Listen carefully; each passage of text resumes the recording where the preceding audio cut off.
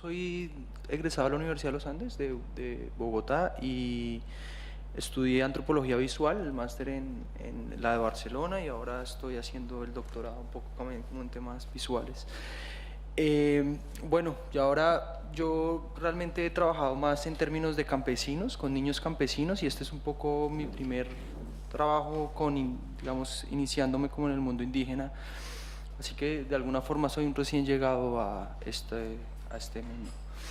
¿Cómo llego un poco a la Sierra Nevada de Santa Marta? Y un poco también que resulta, lo digo porque resulta importante para entender cuál es como la aproximación, un poco donde termina María Luna y donde empiezo yo, cuál es como la mirada que me interesa, la perspectiva que me interesa explorar, es a través de Artesanías de Colombia, que es una institución encargada de la cultura material y de las artesanías de los pueblos indígenas en Colombia. Yo trabajaba, me enviaron como antropólogo, como técnico, para mirar la cadena de producción de las mochilas arhuacas, en este caso, y ahí un poco tuve como el contacto con los indígenas arhuacos.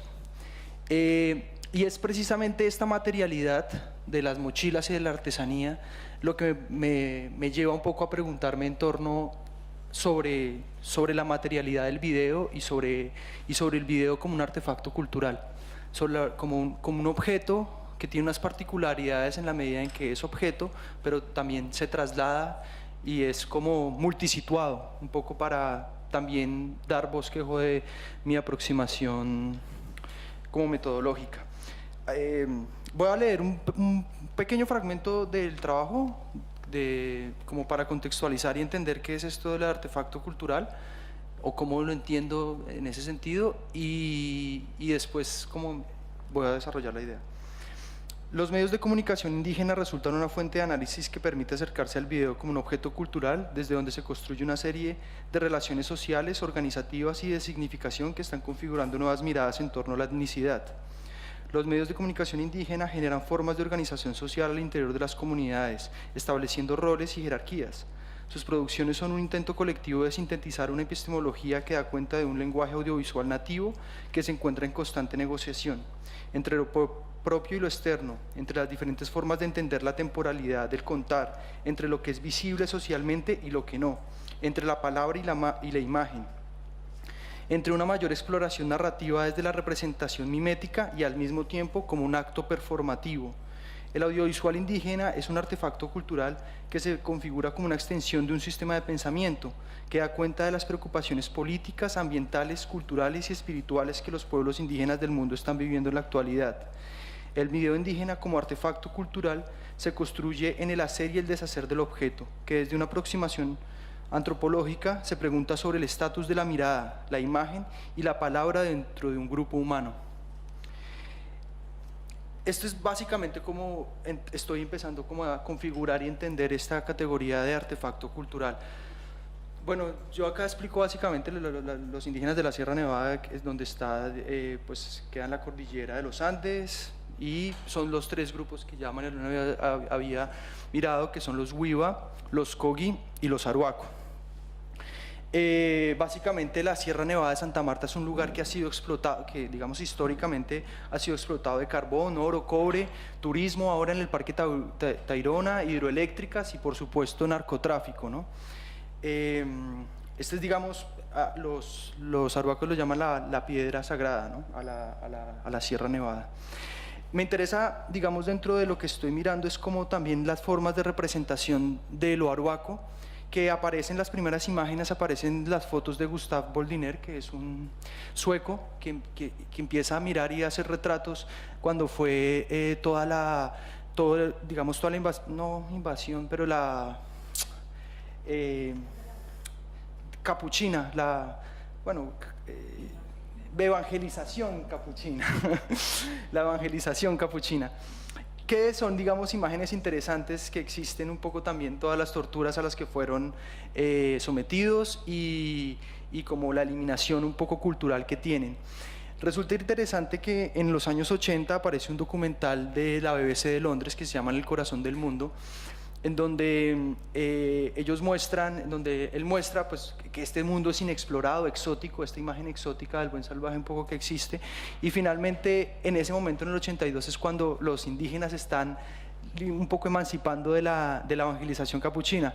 Este documental no lo muestra, ¿no? En esos términos a mí me interesa también mirar los modos de representación, cómo se ha construido lo indígena, no solamente como ellos lo han construido, sino como desde Occidente se han construido, ¿no?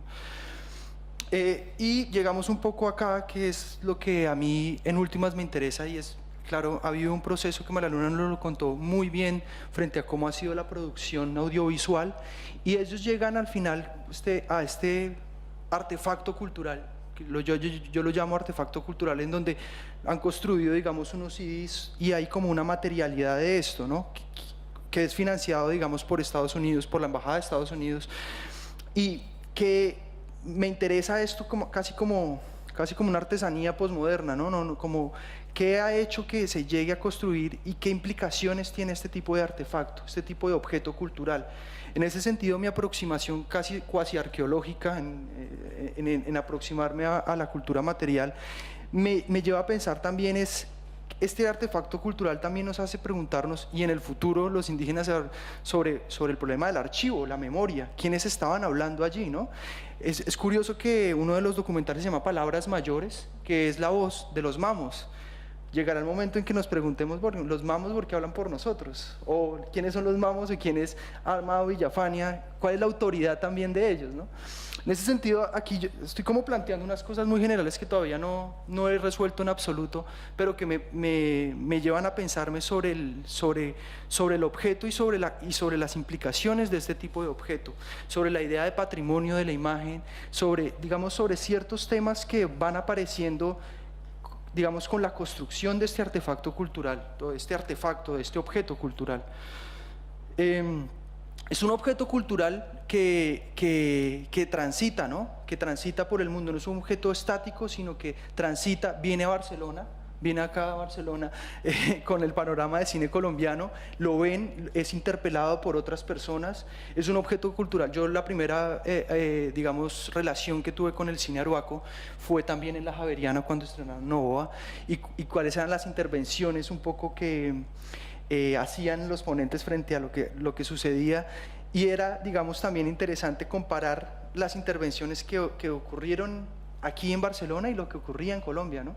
Más temas relacionados con paz, más temas relacionados con conflicto armado en Colombia, aquí con otro tipo de perspectivas, y hasta ahora sabemos me recuerdo un chico que preguntó, pero ellos deberían mostrarse más.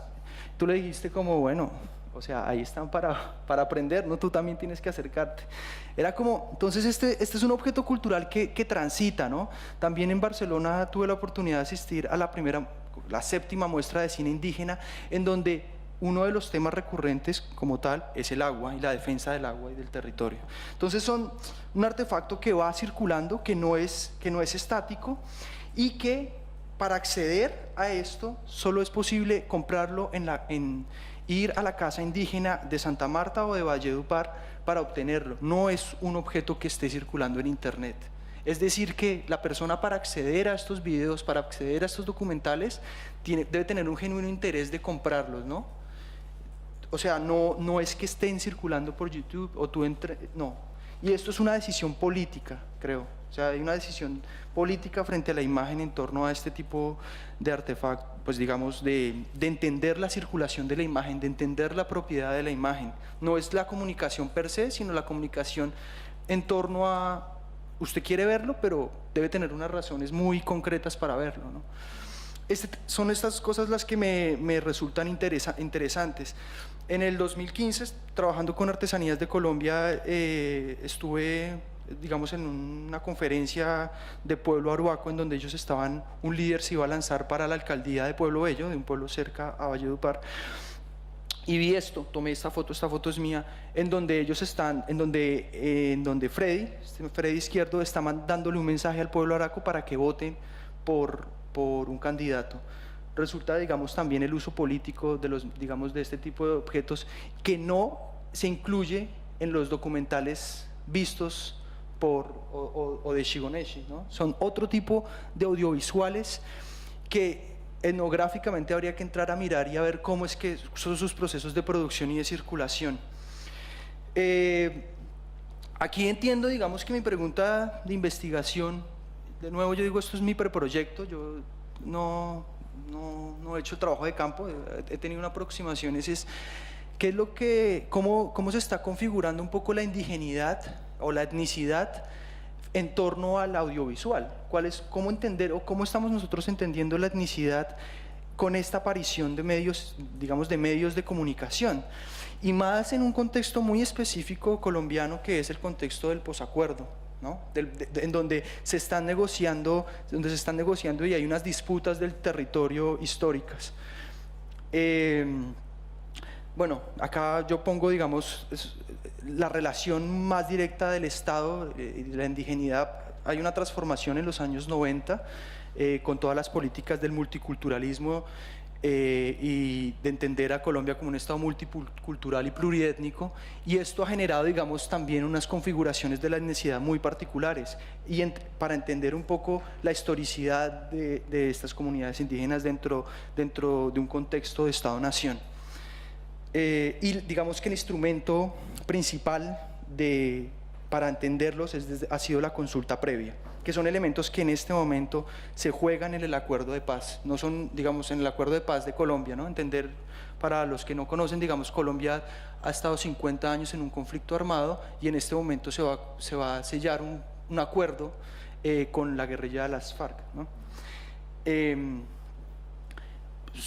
Algunas, digamos, de las categorías que yo he tratado es la indigenidad en la era del multiculturalismo, y esto es fundamental un poco para entender cómo la indigenidad ha tenido unas transformaciones muy específicas en lo que ha sido desde 1991, específicamente en Colombia y en otros, digamos, y en otros países de Latinoamérica de los años 80 y 90, y cómo digamos, esto le ha dado un papel preponderante a las comunidades indígenas de representación, pero a la vez ha habido, digamos, un vaciamiento de lo político. Hay mayor representación.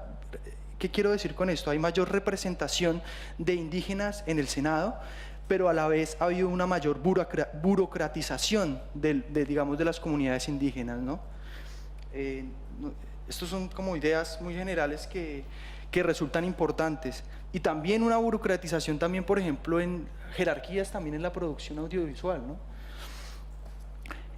Los medios de comunicación indígena, esto viene desde, aquí son como mis categorías teóricas, y la videoproducción indígena como artefacto cultural, que es, digamos, mi aproximación específica, que en términos teóricos me acerco a lo que se ha trabajado sobre todo en fotografía y en la materialidad, que es desde Deborah Poole, Edwards, Banks y Grasseny. Bueno, esto es un poco el desarrollo de las categorías que tengo. En artefacto cultural es entender que los objetos son usualmente producidos dentro de un ecosistema social y mental en el que se escriben unos modos de ver, de representar y una taxonomía de lo que socialmente es visible. Aquí resulta interesante, por ejemplo, analizar lo que implica analizar etnográficamente también estos medios de comunicación indígena. Es, por un lado, la producción, la composición de esos audiovisuales, pero por otro lado la reproducción y circulación dentro de las comunidades indígenas, porque pareciese que estos documentales fueran hechos para Europa, casi que para nosotros, para afuera, no dentro de las comunidades. Eso serían las preguntas que habría que resolver en campo etnográficamente.